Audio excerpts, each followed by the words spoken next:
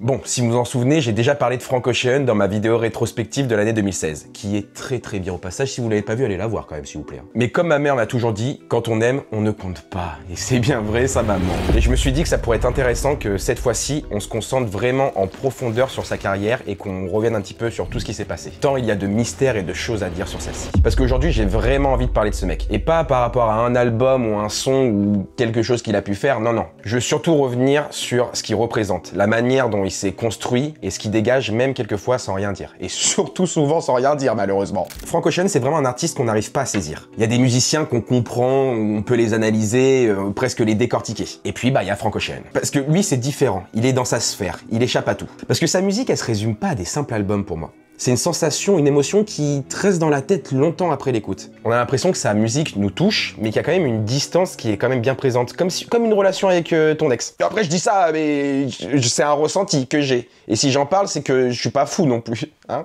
parce qu'à une époque où tout le monde parle, où tout le monde se montre, Frank Ocean fait l'inverse. Il disparaît, il prend son temps, bon, un peu trop parfois, mais ça se voit qu'il tient à ses silences. Et ces silences-là, ils font partie de sa musique, ils font partie du personnage et de ce qu'il dégage. Ce n'est pas quelqu'un qui occupe l'espace. Il le distille depuis quelques années en gros. Des apparitions par-ci ou des petits projets qu'il peut proposer par là, mais il reste toujours un peu mystérieux, il y a toujours cette vibe qu'on ne connaît pas, on ne sait pas qui es-tu, d'où viens-tu, quel est ton parcours scolaire. Mais en même temps, ça participe au fait que ça fait de lui un artiste quand même assez spécial et assez unique dans tout ça. Bon, il y a les Daft Punk, il y a eu d'autres personnes qui sont masquées le visage ou qui apparaissent pas trop, mais quand même, il fait partie un peu de cette niche-là. Donc comme vous l'avez compris, dans cette vidéo, on va parler de Frank Ocean dans sa globalité en gros. Sa manière de créer et comment il est devenu l'artiste que tout le monde reconnaît et que tout le monde aime. Donc on va remonter sa carrière, comprendre les étapes, les ruptures, les silences, comme je disais, il y en a beaucoup. Et peut-être qu'on comprendra à la fin que le mystère Frank Ocean n'est pas une façade,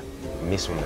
My guy pretty like a girl, and he got 5 stories to tell. I see both sides like Chanel, see on both sides like Chanel. Swimming laps through pool water, eating like I'm underworld. Had my tattoos. J'avais sincèrement envie de reparler de cet album. Dans ma vidéo sur la musique en 2016, j'exprimais à quel point il pouvait être un compagnon de route des différentes périodes de ma vie et comment il a pu évoluer avec moi. Franchement, j'ai écouté cet album 1000 fois et je m'en lasserai jamais de ce chef-d'œuvre. Mais là, vraiment, je vais revenir en profondeur sur l'histoire, la conception, les thèmes et l'importance de cet album dans la carrière de Frank Ocean. Avant de parler de la musique, il faut parler de l'image aussi. Ce qu'il faut savoir, c'est que la pochette de Blonde est tout simplement devenue iconique. T'as un Frank Ocean torse nu, main sur le visage, les cheveux verts, l'eau sur la gueule et tout, qui a un air blasé qui est comme ça, en mode ah putain, l'URSSAF encore, qui me casse les couilles. Et on va pas se mentir, à la base, image banale, hein, je pense. Hein. Après, il y a quand même un truc qui est stylé. Mais image banale, c'est pas non plus la plus belle photo de tous les temps. Et pourtant, elle est devenue mythique. Il y a eu énormément d'artistes qui l'ont repris pour faire des adaptations, pour le peindre, pour le dessiner et tout. Incroyable. La cover a été réalisée par le photographe très reconnu Wolfgang Tillmans. Il a un blaze, lui, Wolfgang, stylé de ouf. Enfin, je sais pas, Wolfgang quoi, Hein, je m'appelle Pierre, qu'est-ce que vous voulez que je vous dise? Et sa photo, elle a été prise lors d'un shooting pour le magazine Fantastic Man en 2015 avec une série d'autres photos. Et finalement, selon certaines sources, Frank refusa de même faire paraître ses photos dans le magazine. Et un an plus tard, il demanda à Wolfgang s'il pouvait utiliser cette fameuse photo dans un décor de carreaux blancs. On est à la fois dans l'intime et la mise en scène. Elle représente tellement bien cet album. Des émotions fortes tout en gardant une pudeur, un flou et un contrôle. En vrai, c'est un peu l'image de Frank Ocean en général, le mec qui se cache un petit peu, qui se montre pas et tout. Et en y réfléchissant, j'étais en mode oui, oui, c'est fort. Je n'y avais jamais pensé, ça c'est vrai. Et je sais pas si vous avez remarqué, bon, on dirait le début d'un podcast sur les profs en 2014, mais le nom de l'album n'est pas le même, un petit détail, n'est pas le même que sur la pochette de l'album, en gros. Parce que l'album Blonde s'écrit avec un E à la fin, Blonde, mais sur la pochette, il n'y a pas de E. Alors lundi, quand vous allez arriver au boulot et que vous allez raconter ça à vos collègues, ils vont être comme des dingues. Oh, la pause café, elle va être folle, celle-ci. C'est un détail tout con, mais qui force encore plus l'idée du mystère derrière Frank Ocean. Parce qu'il a délibérément utilisé les deux versions du mot. Et en vrai, il y a plusieurs suppositions. Ça pourrait jouer sur une dualité, une réflexion sur l'identité, le genre et la fluidité. Blonde sans E étant utilisé pour un homme et blonde avec un E pour une femme en gros. Parce que Frank, il adore les doubles sens et les ambiguïtés. Même les sons en général, tout l'album joue là-dessus. D'un côté, t'as les voix très aiguës, très graves, très stridente et tout. Enfin, c'est toujours mélangé, c'est toujours des deux côtés. Il y a aussi les images et les textes dans Boys Don't Cry. Et bien sûr, comme je disais, la cover qui révèle autant qu'elle cache. Enfin, c'est un juste milieu, quoi. Du coup, Blonde est un peu le titre miroir, en gros. Complètement cohérent avec tout le concept de l'album. Franck, il a jamais expliqué publiquement pourquoi il a choisi d'utiliser les deux orthographes. Et le silence. Encore une fois, on sait pas. Il veut rien nous dire. C'est pas sympa, ça. Mais vous êtes pas demandé pourquoi je parlais de Boys Don't Cry? Personne s'est douté, genre, c'est quoi ça, Boys Don't Cry? Bah voilà, très bonne question. Ah putain, j'ai essayé de le placer pendant 20 secondes, personne m'a mentionné.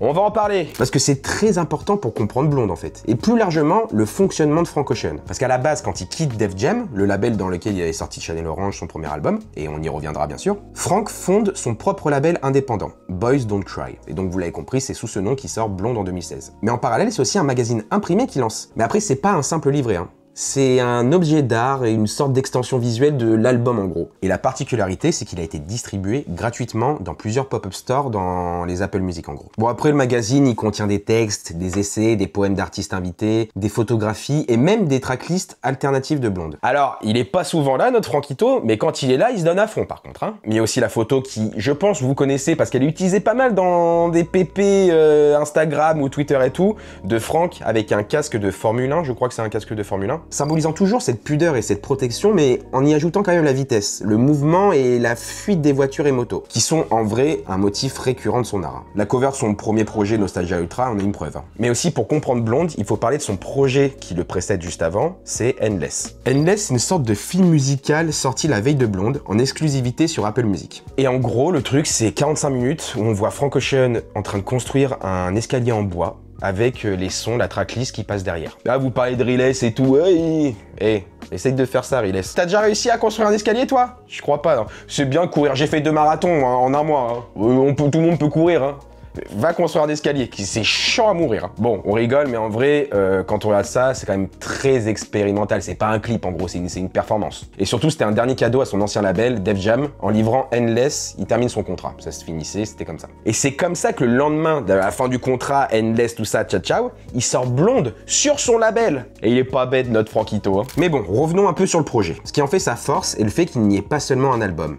Il y a tout un univers en gros. Franck il crée tout, il crée la musique, l'image, la narration, il fait du mystère un style à part entière. Quand Blonde sort en août 2016, il n'y a pas un single qui est sorti 1 ou 2 mois avant, il n'y a pas une interview, il n'y a pas un clip, il n'y a aucune promo et tout, et pourtant l'album cartonne quand même. Et des titres comme Pink plus Ferrari, Ivy, je sais pas, Nights ou même White Ferrari, dépasse aujourd'hui le milliard d'écoutes, ce qui est plutôt bien. T'es un artiste toi, t'as déjà fait 1 milliard d'écoutes? Et malgré son succès commercial et d'estime, il décidera de pas soumettre cet album aux Grammys. Et en gros, il a pris cette décision notamment à cause des traitements injustes des artistes noirs en décrivant le système de récompenses et de nominations dépassé. Lui qui, malgré tout, avait remporté un Grammys pour Channel Orange. Et c'est là que tu te rends compte qu'en fait, le mec, il est à part parce qu'il fait un album sans structure commerciale, sans promo, sans rien.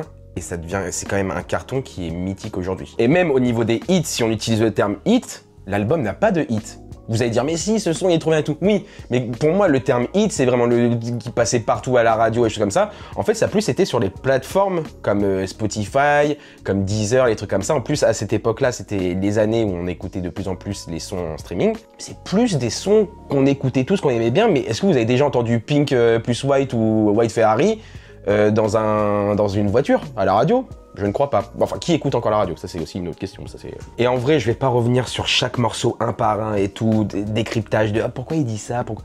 Et même, je vais pas me répéter, parce que je l'ai fait dans la vidéo sur l'année 2016, je vais pas me répéter. Mais c'est pas pour ça que pour comprendre les thèmes choisis et les sonorités, on peut pas revenir sur quelques morceaux. M'en voulez pas. J'ai dit, je vais pas les faire tous. Mais pour comprendre tout ça, il faut revenir sur quelques morceaux quand même, s'il vous plaît.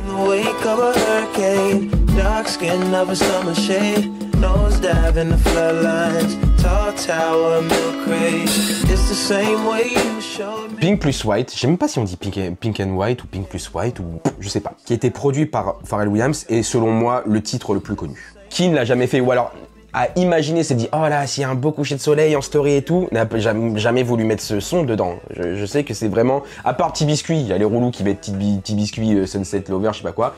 Les vrais, même si on vous en veut de mettre des couchers de soleil avec un son, Les vrais mettaient Pink plus White quand même. Et en vrai, c'est clairement le paradis ce morceau. C'est lumineux, presque pop, et ça aborde déjà tout ce qu'il y aura dans cet album. Le passage du temps, la fragilité, la perte. C'est un petit moment de lumière, ce petit son là, c'est un petit moment de lumière qui pourtant globalement dans l'album a un côté plus mélancolique. Bon, après Pink plus White, j'ai aussi envie de vous parler de ce morceau.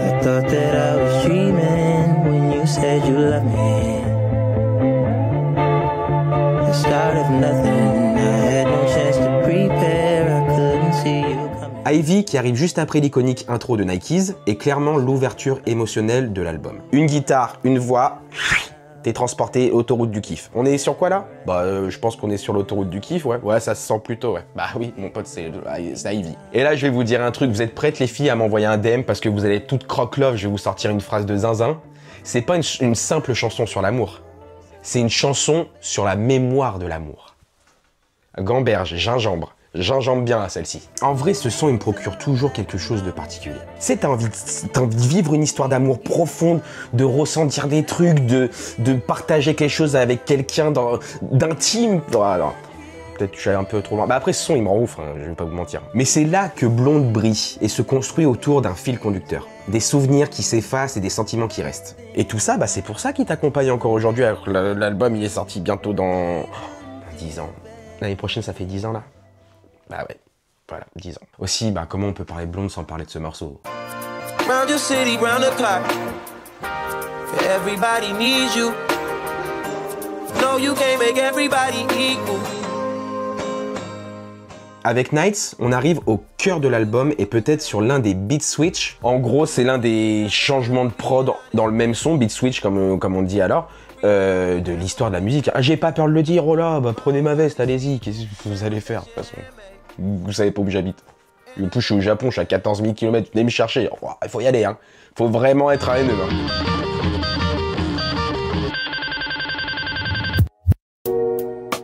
En gros, aux 3/4 du morceau, tout s'arrête. Le son se brise complètement. La mélodie ralentit et tout bascule. C'est une coupure symbolique. Et c'est exactement ce que Blonde représente dans sa carrière. Un point d'équilibre central et un album pivot. Parce que même si c'est son dernier en date, il fait le lien entre ce qu'il montre, ce qu'il garde pour lui, le passé et le présent. La lumière et la nuit. The lights and the night. J'ai envie de parler aussi d'un autre son, j'en ai pas parlé dans la musique en 2016, donc autant en profiter là. C'est Skyline 2, qui a été coécrit par Tyler the Creator, et qui est un ami de longue date. Hein. On peut voir des images d'eux qui se connaissent depuis très longtemps déjà.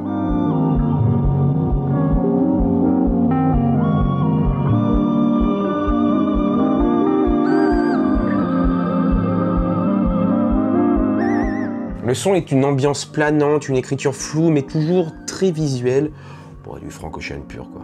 C'est un super morceau de transition qui suspend le temps et qui donne l'impression d'être entre deux moments. Il aborde le thème de l'été, de la nuit, du sexe, et en vrai ça fait une parfaite transition de mood entre le morceau d'avant, Solo, et celui d'après, Self Control. Deux des morceaux qui sont, je pense, les plus forts de l'album. C'est littéralement le lever de soleil entre un moment centré sur la solitude et la recherche de soi, donc Solo, pour ça vient de là, et un autre plus émotionnel, plus nostalgique et plein de regrets. Et enfin, j'aimerais parler de deux sons, encore une fois, après j'arrête, mais j'ai envie de vous parler de deux sons que j'ai même pas mentionné encore une fois dans la musique en 2016. En fait, je vous ai parlé de tous les sons de 2016, et là dans cette vidéo, je vous parle des autres sons dont j'ai pas parlé, mais que j'aime trop aussi. Tout l'album, je l'aime bien. Et le premier, c'est Siegfried, je sais pas comment on le dit, ça fait très allemand quand je le dis, mais Siegfried, pour moi c'est Siegfried.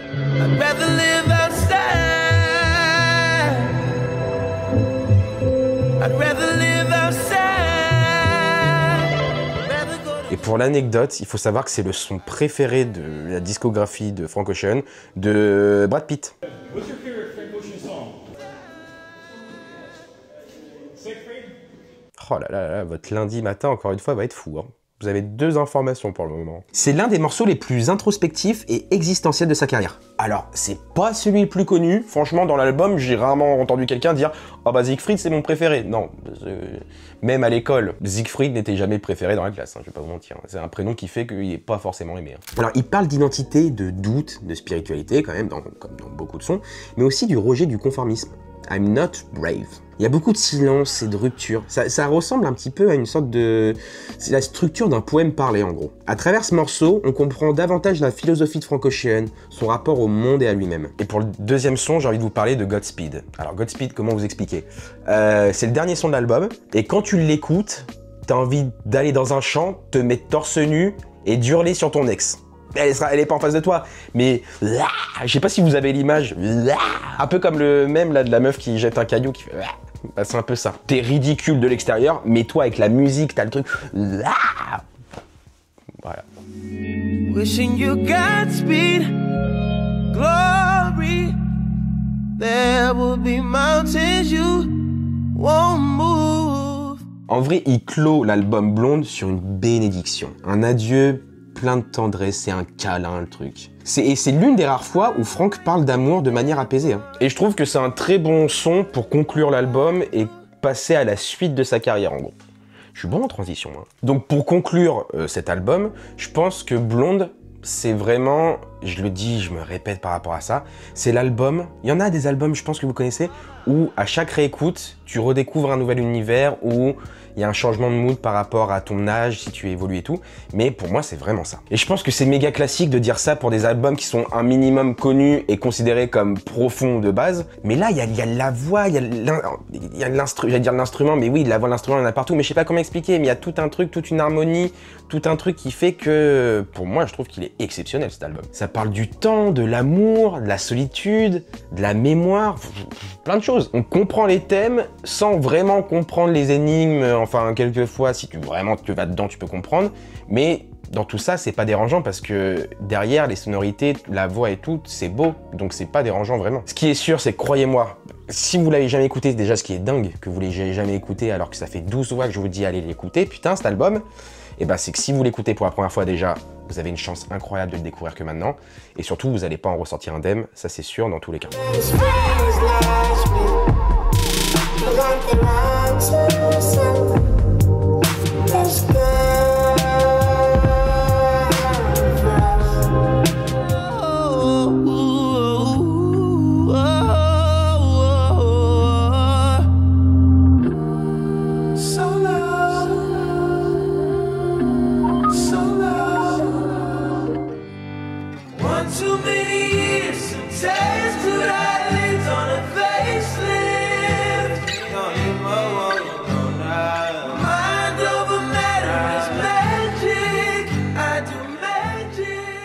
Mais en fait, je suis un ouf, moi. Puis tout à l'heure, je parle de Frank Ocean. Mais est-ce que je vous ai parlé de Christopher Edwin Bro? Bah oui, c'est son vrai nom et il est né le 28 octobre 1987 à Long Beach. Mais il a grandi à la Nouvelle-Orléans, en Louisiane, qui est une ville de musique imprégnée par le jazz. Il grandit très tôt dans un environnement musical assez fourni, puisqu'il écoute les albums préférés de sa mère. Vous savez ce qu'elle écoute, sa mère? Dans l'autoradio de la voiture? Céline Dion. Eh ouais, mon pote. Femme de goût, j'ai envie de vous dire. Mais bon, il y a aussi Anita Baker ou encore la bande sonore de Phantom of the Opera. Adolescent, il fait beaucoup de petits boulots pour pouvoir louer les studios de musique. C'est sa passion et puis bah, il va faire comme ça et rien va l'écarter par rapport à ça, moi je vous le dis. Hein. Et comme je disais, la Nouvelle-Orléans est une ville de musique, ça c'est sûr, mais c'est aussi une ville de chaos. Parce que quand l'ouragan Katrina frappe en 2005, il perd tout. Tout. Il a alors 18 ans à cette époque-là et son studio se retrouve submergé là où il perd tous ses enregistrements, il perd tout son matos, il perd tout vraiment. Et donc comme il perd son appartement, son matériel et ses repères, il quitte la ville pour monter à Los Angeles. C'est vraiment là que tout a commencé pour lui. Et en vrai, bah, il a seulement quelques maquettes puisqu'il a plus rien et surtout beaucoup de culot. Et c'est là que commence vraiment le mystère parce que quand il arrive, personne ne sait ce qu'il veut faire. Est-ce qu'il veut chanter? Est-ce qu'il veut produire? Est-ce qu'il veut écrire? Dis-nous, s'il te plaît. Mais bon, il observe, il apprend et il avait prévu de rester que 6 semaines à la base. 6 semaines, c'est très court pour créer une carrière musicale, je vais pas te mentir mon pote. Et puis finalement, vous l'avez compris, il restera un petit peu plus longtemps que ça. Et en vrai, en arrivant à Los Angeles, il réussit à obtenir un contrat d'écriture et bosse avec d'autres artistes. Et puis c'est pas des artistes de merde, hein. T'as Brandy, Justin Bieber, Beyoncé et Alicia Keys. Lui il tape dans le haut du panier très rapidement, hein. Mais qu'est-ce que tu veux? Bah il a du talent, hein. On peut pas lui reprocher, hein. On va lui reprocher maintenant qu'il soit talentueux. Et déjà cette période, il déteste être dans une case. Parce que dans la musique, tu peux exister, hein, mais on peut très rapidement te mettre juste dans une case et ça va être hop là, toi t'es ça. Et puis c'est finito pipo, tu peux rien tenter d'autre, t'es comme ça et tu fais ça. En 2009, il change tout, même son nom.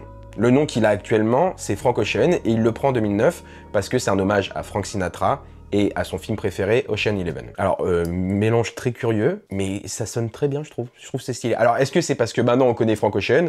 Ça se trouve, le mec, il vient de Strasbourg, il s'appelle Frank Ocean, on dit oui, bon, bah, arrête un peu. Appelle-toi Sébastien. Et c'est à ce moment-là qu'il commence alors à enregistrer ses propres morceaux. Tout seul, chez lui, sans label, sans plan marketing, juste avec une idée, faire de la musique qui lui ressemble, parce que, ouais, on est un kiffeur. Début 2010, il intègre aussi le collectif d'artistes Haute Future, que peut-être que vous connaissez, avec notamment Audi Beats, Earl Sweatshirt, Seed ou encore Left Brain. Mais aussi un nom qui est un petit peu plus familier pour vous, Tyler the Creator, qui rencontre fin 2009. Et en vrai, les deux, leur relation, elle est artistique, amicale et profondément respectueuse. Et il y aura plusieurs collaborations à tout ça, notamment sur le morceau She en 2011 et Golden Girl dans l'album Wolf de Tyler en 2012.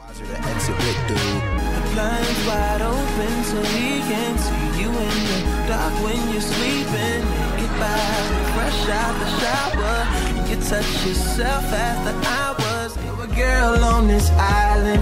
I'm a boy from America. My flight leaves tonight, but I don't think I'm going backwards. Et bon, malheureusement, connaissant le talent des deux, on aurait préféré un petit peu plus de collaboration, mais bon. Après, on va me dire que je suis trop gourmand, moi, donc...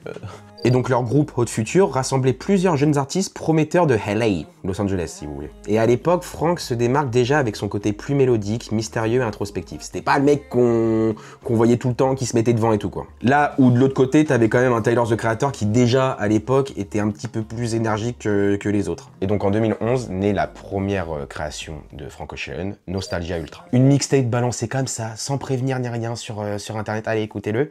Et c'est là que ça change tout.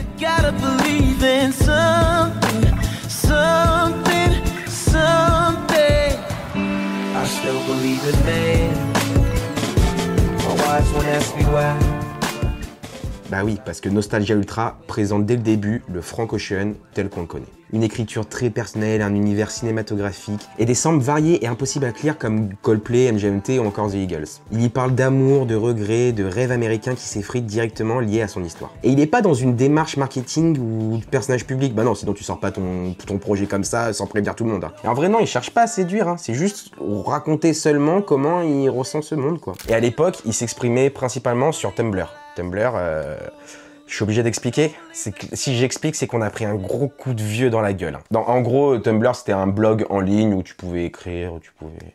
C'est trop ouf. Putain, je vais vous expliquer Facebook aussi pendant qu'on y est. Et dans son Tumblr, il expliquait « Je veux que ma musique ressemble à un souvenir, pas à une pub. C'est exactement ce que représente ce projet. Souvenir et nostalgie. » Là-dedans, il y a le sublime morceau Novocaine. I got what I wanted. Didn't I can't feel nothing. Superhuman, even when I'm fucking Viagra, popping every single record, auto-tuning.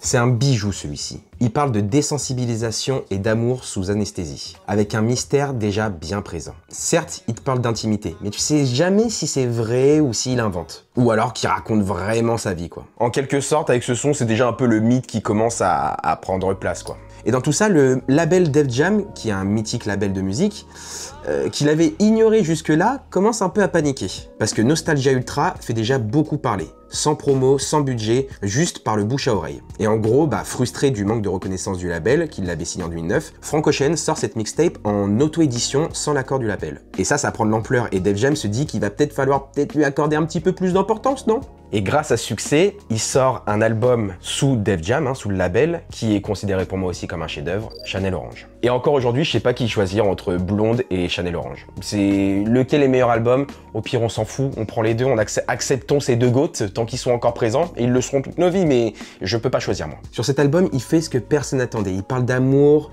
mais un amour qu'on n'entend pas souvent dans le R&B. Et juste avant la sortie, il poste une lettre sur Tumblr, donc Tumblr vous connaissez, où il parle de sa première relation amoureuse avec un homme. Pas de grand discours où il revendique rien, juste un message léger, un coming out léger, comme on peut dire, pour dire voilà ce que j'ai vécu, voilà ce que vous devez savoir sur ça, voilà, vous le savez maintenant. C'est un geste simple qui conserve encore une fois le mystère et c'est une révolution.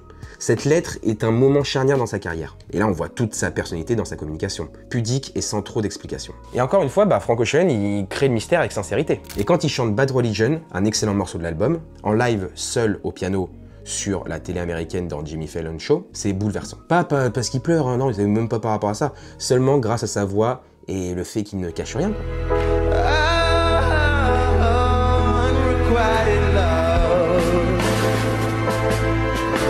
to me it's nothing but a one-man car.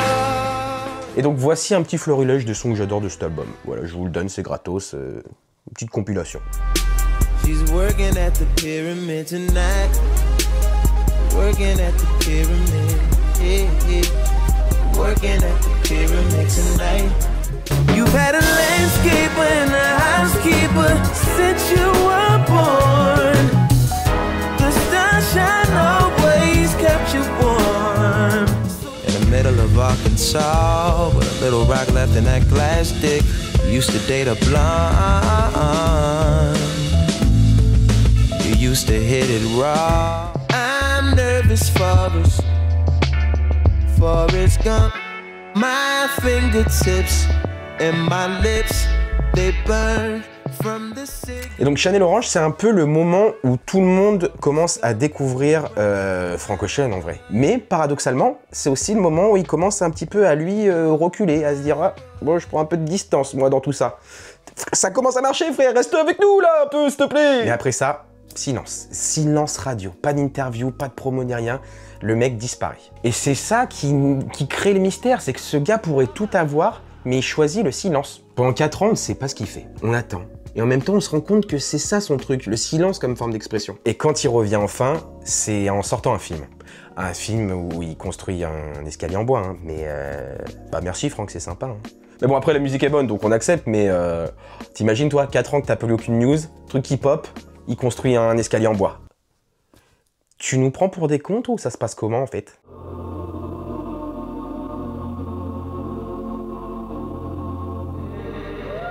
Et ça, je l'ai compris en fait avec le temps, c'est qu'il sort pas de la musique, il construit son propre espace. Pas de superflu, seulement un musicien qui cultive sa légende et qui ne court pas après le succès. Il s'en fout, il s'en branle du succès, sinon on le verrait tout le temps, il s'en bat les couilles. Laissez-moi faire ma musique, moi j'aime la musique, si vous aimez pas me suivre dans ce délire-là, eh ben allez vous faire en... Et donc comme on l'a vu 20 août 2016, sort Blonde, dernier album. Depuis, il n'y a pas eu d'album.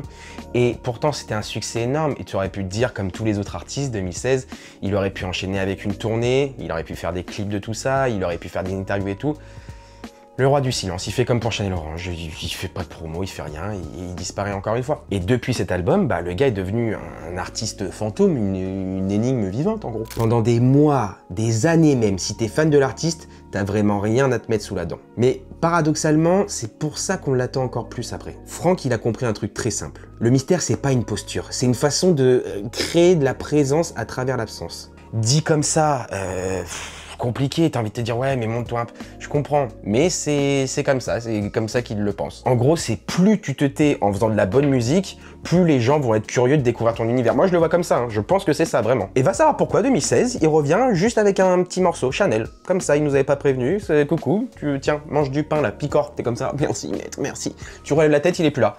Vous êtes où? Vous êtes où? Et là, en fait, dedans, il a mis de la drogue de sa musique, donc t'es drogué, t'es en mode donc tu te grattes, ah, j'en veux d'autres. Mais non, tu en prends juste un son et s'en bat la race, il repart. Et silence encore une fois. My guy pretty like a girl, and he got 5 stories to tell. I see both sides like Chanel, see on both sides like Chanel. Swimming laps through pool water, heated like I'm underworld. Had my tattoos in Shibuya, police think I'm of the underworld.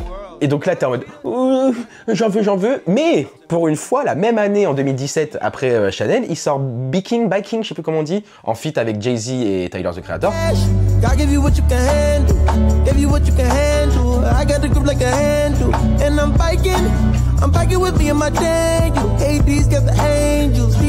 Et en parlant de featuring, je pense que c'est le bon moment pour vous parler de plusieurs featuring qu'il a fait, parce qu'à chaque fois qu'il pop dans un featuring, c'est exceptionnel. J'en ai un en particulier. Bah, allez, on va le parler en premier. Churchill Wild avec Jay-Z et Kanye. Ça à voir.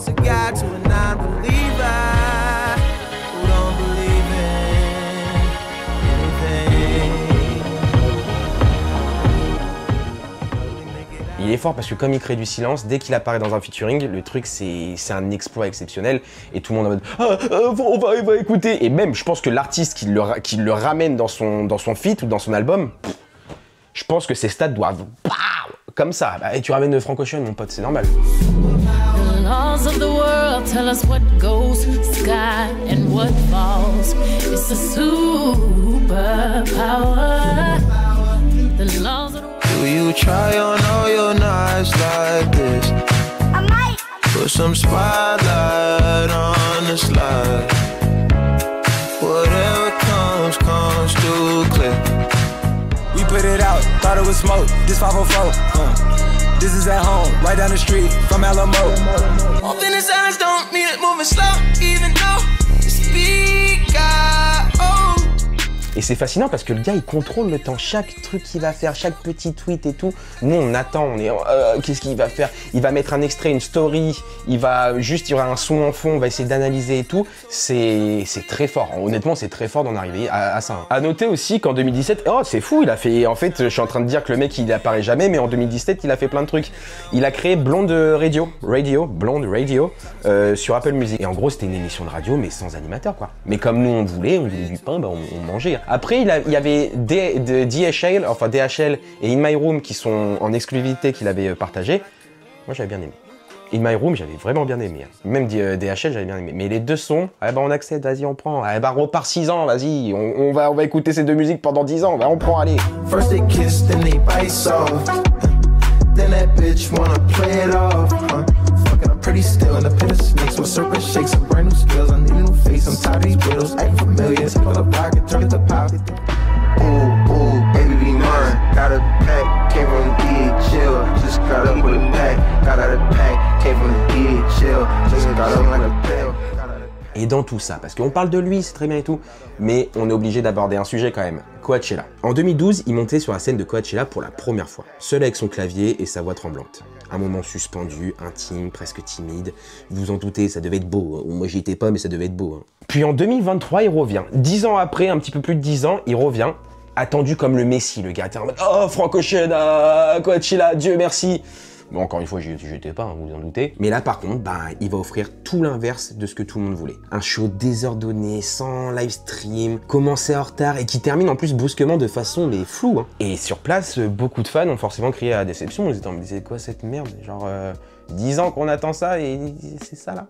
J'ai vu des images, c'est pas fou. Hein. Honnêtement, c'est pas fou. Donc c'est deux performances opposées, mais avec un même message. Frank Ocean, bah, il ne joue jamais le jeu du spectacle sur scène. Il joue celui de la sensibilité et du mystère. Mais on l'a bien compris, ben Frank Ocean, c'est une fréquence rare. Voilà, c'est ça. Tu l'entends pas souvent, presque jamais, mais quand il revient et que t'écoutes le truc, bah, tout paraît plat. À côté, tout est en mode, oh, pas de goût. Ouais, pas... Et c'est en prenant cette direction qu'il marque autant l'esprit des gens. Hein. Et justement, aujourd'hui on va pas faire semblant, l'attente de son prochain album est réduite, est bien réduite à très très bas quoi. En fait on est maintenant parti du principe de se dire ah bah autant qu'on soit surpris. Ah, y a un album? Ah trop cool, je suis trop content. Parce que si tu t'attends, ça fait 10 ans qu'on attend, on est en mode bon, on a avancé, maintenant c'est bon, on n'en peut plus. La hype est moins présente, c'est tout. C'est surtout le fait qu'il ne sorte plus rien quoi. C'est on va aller voir sur des pages Reddit des trucs, on va aller voir des photos et tout, on essaye de se rafraîchir de certains trucs, mais au bout d'un moment, le vendredi miracle, un vendredi matin, tu vas te réveiller, ah il y a un album de... On n'y croit plus.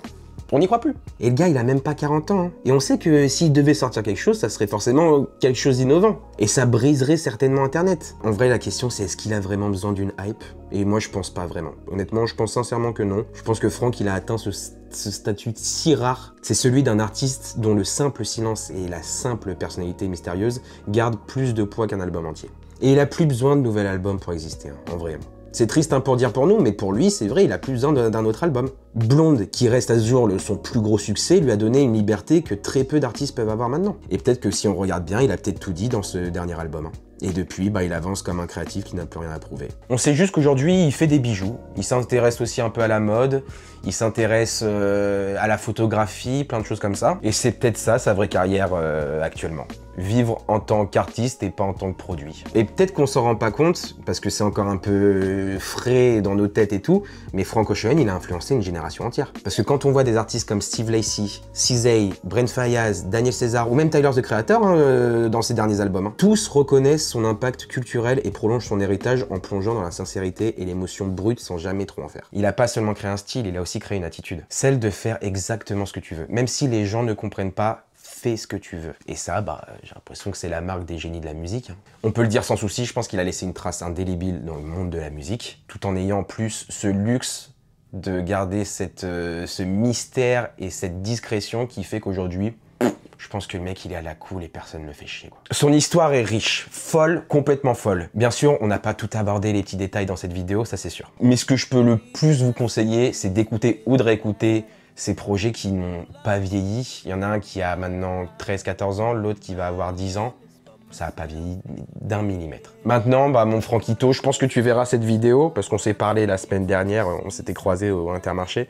Sors des petits sons, je demande pas un album, juste des petits sons. Je t'en supplie, ça fait 2 fois que je te supplie dans cette vidéo, je trouve que ça fait quand même beaucoup pour un artiste alors que je te connais mais tu me connais pas. Dans tous les cas, on reste attentif à ces projets et à voir s'il sortira quelque chose un jour. Hein. Et peu importe l'art ou la manière, et on saura jamais quand ni pourquoi, mais on saura que ce sera quand même quelque chose de très important. I know pyrite from 24 karat, yeah. Cubics, genuine diamond, yeah. A call from the woman who